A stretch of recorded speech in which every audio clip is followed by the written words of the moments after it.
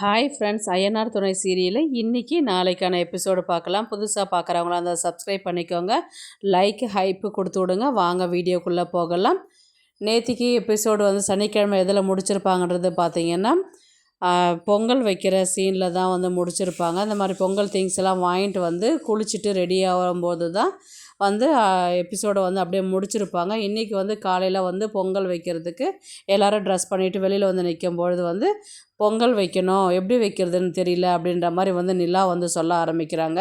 சோழன் உடனே பொங்கல் வைக்க தெரியாதா, எங்களை காலையிலேருந்து வேலை வாங்கிட்டு இருந்தீங்களா அப்படின்ற மாதிரி சோழன் கேட்பார். உடனே நிலா என்ன சொல்லுவாங்கன்னா, பல்லவா ஃபோன் எடு, நம்ம பொங்கல் எப்படி வைக்கிறதுன்றதை பார்க்கலாம் அப்படின்ற மாதிரி நிலா சொல்லுவாங்க. உடனே நடேசர் சொல்லுவாங்க, ஏம்மா இதெல்லாம் போயிட்டு ஃபோனில் பார்ப்பியா, நான் சொல்கிறதெல்லாம் செய் அப்படின்ற மாதிரி சொல்லிவிட்டு 2 கல்லை எடுத்துகிட்டு வா அப்படின்ற மாதிரி நடேசன் சொல்வார். உடனே சோழன் போவாது அப்படியே நின்றுட்டுருப்பாங்க. உடனே நிலா ஏங்க சொல்லின்னு இருக்கிறாங்கல்ல, போய் கல்லை எடுத்துகிட்டு வாங்க. ஏங்க நான் புது ட்ரெஸ்ஸெல்லாம் போட்டுருக்கிறேன், ட்ரெஸ்ஸு அழுக்காயிடும், என்னையே போய் கல்லை எடுத்துகிட்டு வர சொல்கிறீங்க, நீங்கள் தான் எடுத்துகிட்டு வரணும், மூஞ்ச பாரு அப்படின்ற மாதிரி தான் அவங்க நிலா சொல்கிறாங்க. இவங்க கல்லெல்லாம் எடுத்துகிட்டு வச்சுட்டு பானையெல்லாம் எடுத்து வச்சுட்டு ஃபஸ்ட்டு நல்லா தண்ணி ஊற்றுங்க, சொல்கிறதெல்லாம் இன்ஸ்ட்ரக்ஷன்ஸ் அப்படியே ஃபாலோ பண்ணிகிட்டே வராங்க.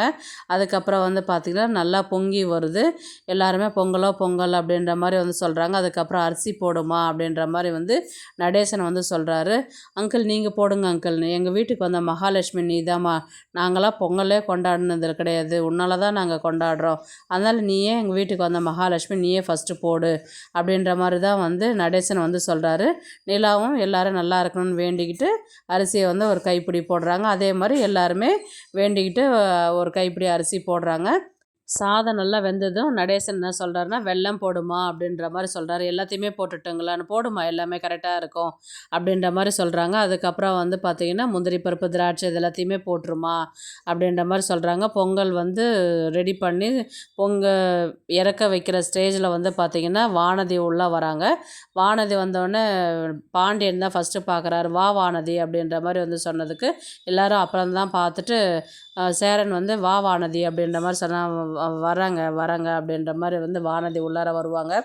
வந்ததுக்கப்புறம் பார்த்திங்கன்னா, இன்றைக்கி ஒரு சர்ப்ரைஸ் உனக்கு இருக்குது அப்படின்ற மாதிரி பாண்டியன்கிட்ட சொல்லுவாங்க. என்ன சர்ப்ரைஸ்ன்னு சொல்லி கேட்டதுக்கு நான் அப்புறமேட்டு சொல்கிறேன் அப்படின்ற மாதிரி தான் சொல்லிட்டு இருப்பாங்க. அதுக்கப்புறம் சாதம் பொங்கி வர ஸ்டேஜில் எல்லோரும் சாமி கும்பிட்டுன்ற உடனே வானதி எங்களை ஒரு செல்ஃபி எடுடா அப்படின்ற மாதிரி பல்லவங்கிட்ட ஃபோனை கொடுத்து எடுக்க சொல்லுவாங்க. பாண்டியன் என்ன சொல்லுவாங்க, இல்லை சாமி கும்பிட்டுன்னு இருக்கிறாங்க, எல்லோரும் இருக்கிறாங்க, இந்த நேரத்தில் ஃபோட்டோ எல்லாம் தேவையா அப்படின்ற மாதிரி பாண்டியன் கேட்பாங்க. இருந்தால் என்ன இருக்கட்டும், வா நம்ம போய் எடுக்கலாம் அப்படின்ற மாதிரி சொல்லுவாங்க வானதி. பல்லவன் ஃபோட்டோ எடுத்து கொடுப்பாங்க. அந்த ஃபோட்டோவை பார்த்ததுக்கப்புறம் நல்லாவே எடுக்கவே இல்லை இவன், சரி வா நம்ம 2 பேரும் போய் செல்ஃபி எடுக்கலாம் அப்படின்ற மாதிரி வானதி பாண்டியனை கூப்பிடுவாங்க. பாண்டியன் தயங்கி தான் வருவார். இங்கே பாரு, என்னை பார்த்து ஃபோஸ் கொடு அப்படின்ற மாதிரி தான் ஃபோட்டோ எடுப்பாங்க. ஆனால் பாண்டியனுக்கு இது கொஞ்சமே பிடிக்கவே பிடிக்காது. அப்படியே நின்றுட்டு ஏதோ கடமைக்கு ஃபோட்டோ எடுத்துகிட்டு வருவாங்க. அதுக்கப்புறம் நடேசன் சாதம் நல்லா வந்துடுச்சு, இப்போது வா சாமி கும்பிடலாம் வாங்க அப்படின்ற மாதிரி சொல்லுவாங்க. உடனே கிளம்பி போவாங்க. அதுக்கப்புறம் பார்த்திங்கன்னா எல்லாம் சாமி கும்பிட்டுட்டு உள்ளார சாப்பிட்றதுக்கு எல்லாத்தையும் எடுத்து வச்சிட்டிங்களாம்மா, வாங்கம்மா எனக்கு பசிக்குது சாப்பாடு போடுங்க அப்படின்ற மாதிரி நடேசன் சொல்வார். ஓ இந்த வர அங்கிள் அப்படின்ற மாதிரி தான் போவாங்க. உடனே நிலா வானதிக்கிட்ட பேசுவாங்க. எல்லாம் சாமி கும்பிட்டுன்னு இருக்கும்போது பிஸியாக இருந்ததுனால நாங்கள் உங்ககிட்ட பேசலை, தப்பாக நினச்சிக்காதீங்க அப்படின்னா, இந்த எதுவும் தப்பாக நினச்சிக்கல அப்படின்ற மாதிரி வானதி ஒரு மாதிரி மூஞ்ச காமிப்பாங்க. அதுக்கப்புறம் இவர் நடேசன் நிலாவை கூப்பிட்டோன்னே எல்லோரும் உள்ளே போவாங்க. அதுக்கப்புறம் இலையை போட்டு சாப்பிட்டுன்னு இருக்கும்போது பார்த்திங்கன்னா, நீங்கள் எனக்கு ஸ்வீட் பொங்கல் போட்டிங்க இல்லையா, நான் உங்களுக்கு ஒரு ஸ்வீட்டான விஷயம் சொல்ல போகிறேன் அப்படின்ற மாதிரி வானதி சொல்லுவாங்க. என்ன அப்போ என்கிட்ட சர்ப்ரைஸ்ன்னு சொன்னீங்க, அந்த விஷயமா அப்படின்ற மாதிரி பாண்டியன் கேட்பார்.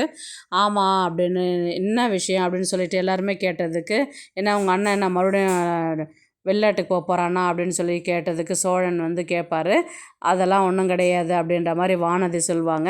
என்ன விஷயம் சொல்லுன்னா, இல்லை எங்கள் வீட்டில் பாண்டியனுக்கு கல்யாணம் பண்ணி கொடுக்க சம்மதம் சொல்லிட்டாங்க அப்படின்ற மாதிரி சொல்லுவாங்க. எல்லாருமே சிரிப்பாங்க. பாண்டியனுக்கு முகம் உடனே மாறும். அப்படியே இன்றைக்கான எபிசோடை வந்து முடிப்பாங்க. நாளைக்கு வந்து பார்த்திங்கன்னா சாப்பிட்டுட்டு வெளியில் வந்து பேசின்னு இருக்கும்போது வந்து பார்த்திங்கன்னா வானதி தான் வந்து கேட்பாங்க, ஏன் பாண்டி உம்முன்னு மூஞ்ச வச்சுருக்குற, உனக்கு பிடிக்கவே இல்லையா, எல்லாருமே சந்தோஷமாக இருக்கிறாங்க, நீ மட்டும் ஏன் மூஞ்ச இப்படி வச்சுருக்குற அப்படின்ற மாதிரி வந்து வானதி பாண்டியன் பார்த்து கேட்பாங்க. அதெல்லாம் ஒன்றும் இல்லை, நிஜமாகவே உங்கள் வீட்டில் வந்து ஒத்துக்குனாங்களா அப்படின்ற மாதிரி தான் பாண்டியன் வந்து கேட்பார். ஆமாம் பாண்டி, நான் தான் ஏற்கனவே சொன்னேன்ல, உன்னை பற்றி ரொம்பவே புகழ்ந்து பேசுகிறாங்க, நீ தான் ரொம்ப நல்ல மாப்பிள்ளை அப்படின்ற மாதிரி தான் வந்து எங்கள் வீட்டில் பேசுனாங்க, எங்கள் மாமாவால் தான் இந்த பிரச்சனையே வந்து ஆரம்பிச்சிருக்குது எங்கள் வீட்டில் அப்படின்ற மாதிரி தான் வந்து வானதி வந்து பாண்டியன் கிட்ட சொல்லுவாங்க. உடனே அப்படியா அப்படின்ற மாதிரி தான் பாண்டியன் கேட்பார். அப்பயும் உம்முனே மூஞ்சி வச்சுருப்பாரு. நான் இவ்வளோ சொல்கிறேன், கொஞ்சம் கூட முகத்தில் சிரிப்பே இல்லை, எனக்கு உன்னை கட்டி பிடிச்சிக்கணும் போல இருக்குது, நான் கட்டி பிடிச்சிக்கவா அப்படின்ற மாதிரி வந்து வானதி வந்து கேட்பாங்க. உடனே பாண்டியன் வந்து அமைதியாகவே இருப்பார். என்ன பாண்டியன், நான் இவ்வளோ பெரிய விஷயத்த சொல்லியிருக்கிறேன், நீ அப்படியே அமைதியாகவே இருக்கிற அப்படின்னு, இங்கே அண்ணனுக்கே ஒன்றும் கல்யாணம் ஆகலடி, நம்ம எப்படி சீக்கிரமாக கல்யாணம் பண்ணுறது அப்படின்ற மாதிரி தான் பாண்டியன் வந்து பேசுறதுக்கு ஸ்டார்ட் பண்ணுவார். அவங்களுக்கு தான் ஆள் இருக்குதுல்ல, யாரும் இல்லைன்னா கூட பிரச்சனை இல்லை, அவங்களுக்கு தான் ஆள் இருக்குல்ல அப்படின்ற மாதிரி தான் வந்து வானதி சொல்லுவாங்க. அதுக்கு இல்லடி, இப்போ நம்ம தங்கறதுக்கெலாம் ரூம் கூட எதுவுமே இல்லை அப்படின்ற மாதிரி தான் சொல்லுவாங்க. ஏன் தங்கறதுக்கு ரூம் இல்லை, உங்கள் அண்ணி இருக்கிற ரூமை வந்து நம்ம எடுத்துக்கலாம், அவங்க தான் ஃபேக்காக கல்யாணம் பண்ணிட்டு இருக்கிறாங்களா, அவங்கள வந்து ஹாஸ்டலில் போய் தங்க சொல்லிக்கலாம் அப்படின்ற மாதிரி தான் வந்து வானதி சொல்லுவாங்க. இது வந்து பாண்டியனுக்கு கொஞ்சம் கூட பிடிக்கவே பிடிக்காது. என்ன இவ இப்படி பேசுகிறா அப்படின்ற மாதிரி தான் சொல்லுவாங்க. ஏன்னா வானதிக்கு ஆல்ரெடி நிலாவை கொஞ்சம் கூட பிடிக்கவே பிடிக்காது இல்லைங்களா. அதனால் வானதி வந்து நிலாவை ஃபேக்காக கல்யாணம் பண்ணவங்களுக்கு எதுக்கு ரூம் கொடுக்கணும், அவங்கள ஹாஸ்டலில் அமுச்சு விட்ரு அப்படின்ற மாதிரி தான் வந்து பேசுவாங்க.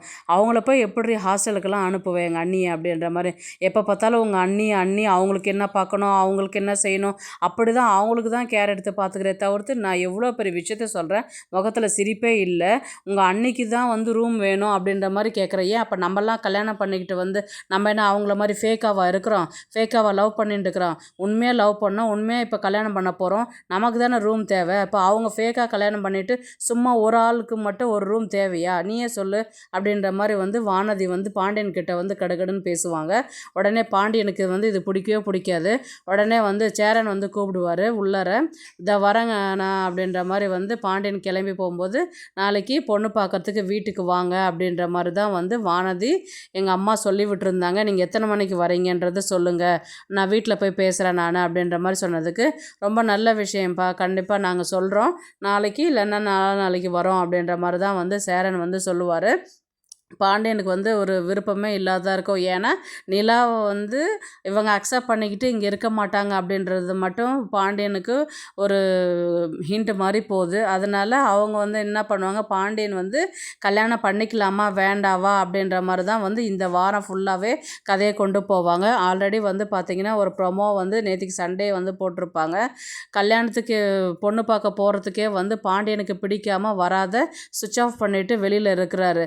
அப்போது அவருக்கு வந்து இப்போதைக்கு கல்யாணம் பண்ணிக்கிறதுல விருப்பம் இல்லை, கல்யாணம் வந்து பண்ணிக்கணும்னு தான் இருப்பார். ஆனால் இப்போதைக்கு நிலாவை வந்து அவங்க வெளியில் அனுப்புகிற அந்த விஷயத்தினால தான் அவங்க உள்ளார வராங்க அப்படின்றபோது, பாண்டியன் வந்து நிலாவுக்கு தான் சப்போர்ட் பண்ணுவார் தவிர்த்து வானதிக்கு சப்போர்ட் பண்ண மாட்டார். அப்படி தான் வந்து இந்த ஒரு வாரத்துக்கான கதையை கொண்டு போவாங்க. பார்க்கலாம் கதையை வந்து எந்த தளத்தில் கொண்டு போகிறாங்கன்றது. இந்த வீடியோ உங்களுக்கு பிடிச்சிருந்தா ப்ளீஸ் லைக் பண்ணுங்கள், ஷேர் பண்ணுங்கள், சப்ஸ்கிரைப் பண்ணுங்கள். தேங்க்ஸ் ஃபார் வாட்சிங். இந்த வீடியோ பிடிச்சிருந்தா லைக் பண்ணுங்க, நம்ம சேனலை சப்ஸ்கிரைப் பண்ணுங்க. உங்க ஆதரவு ரொம்ப முக்கியம். நன்றி.